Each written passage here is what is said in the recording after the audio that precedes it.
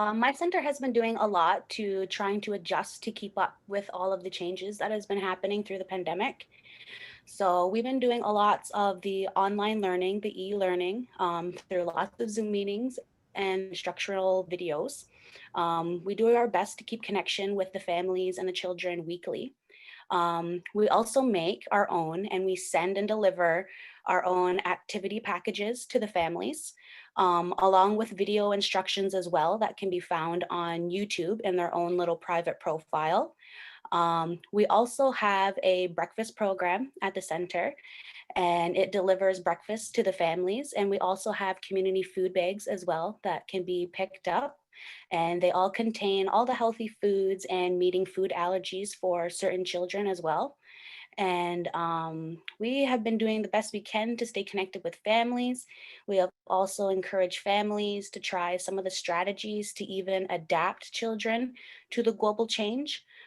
We had actually recently made a video and sent it home to the families in the form of a learning circle that usually happens within the daily routine to promote the positivity of wearing face masks, because that's what's going on now, and to kind of more or less prepare the children and the families to some of the changes that are going to happen when they return back to school.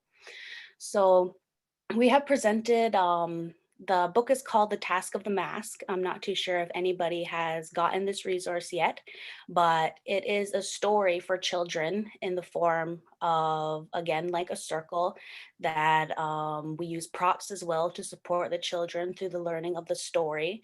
And we're just trying to promote this new change to prepare the children and the families when the reopening happens, and to support them through the pandemic as well. Thank you, Mallory. That's so thoughtful and comprehensive. A lot of care. So I think Christina from the Northwest Territories is up next to share what you've been doing. We've had a very similar experience. When our school closed after March break in March, we were doing distance learning from March until June. And very similar to a lot of the things that Mallory spoke about, we did online videos with the kids, showing them families different things that we did on a daily basis, helping them to still try and feel connected to school.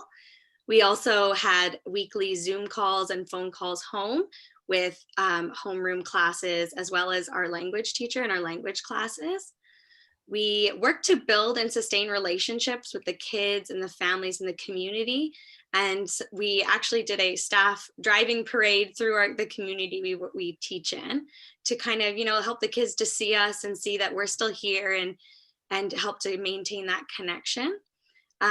We also sometimes did socially distanced outdoor gatherings to try and maintain and preserve some of the traditions of the school that we usually do in the springtime. We usually have lots of different events, such as our camp week, which we couldn't quite do the same. So instead, we created a camp week package to send home that contains some plush fish, plush dry fish, learning materials, cards, videos, and lots of different things for the kids to still feel that connection to school. And we also had a socially distant celebration day where parents and their kids could come. And so we still kind of had our kindergarten graduation where the parents had hats and they got to put them on their kids, and everyone still got to be there outside and socially distance in a safe way, just to keep everyone connected.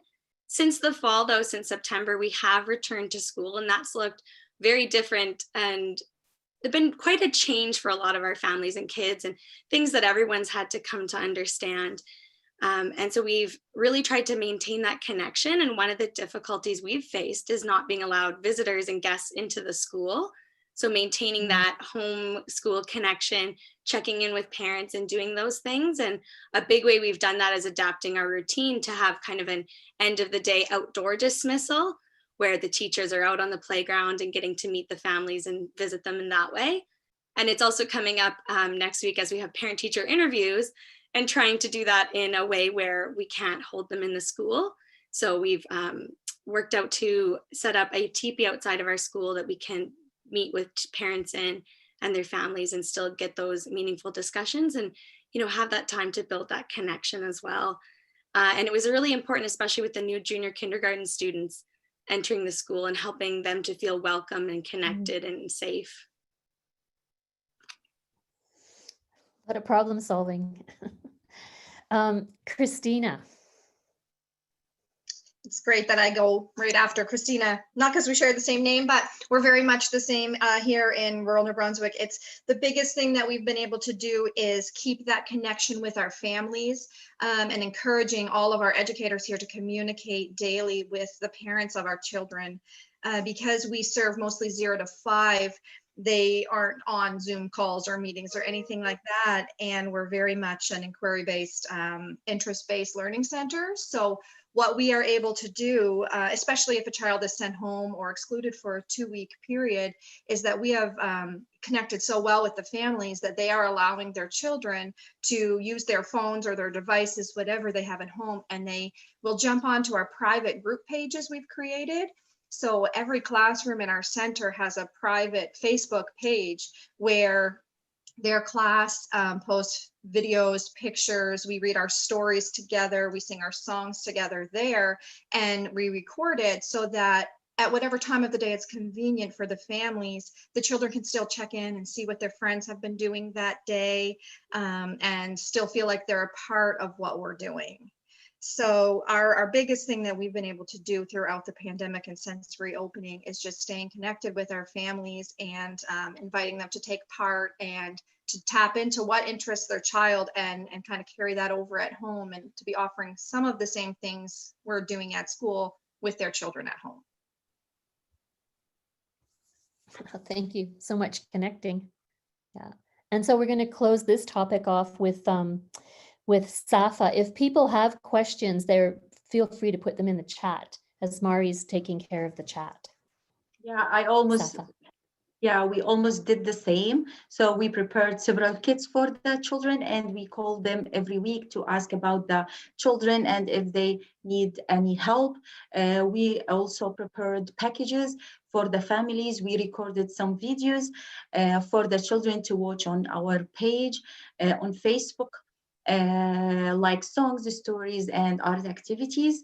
In June, we went on a graduation parade all over the city with all the vans drive, the center vans, and the teachers to give the children their portfolios. This year, we are planning to make a private Facebook page for our families and children, and we will also have to live meeting with the children and continue reading our stories and activities from our calendar. For example, my children are interested in dinosaurs. When we were planning for November, the children showed interest in dinosaur prints. So we have decided to prepare an activity kit with that will be sent for the children to play with at home. I will also streaming live with them and reading a story that they like about dinosaurs.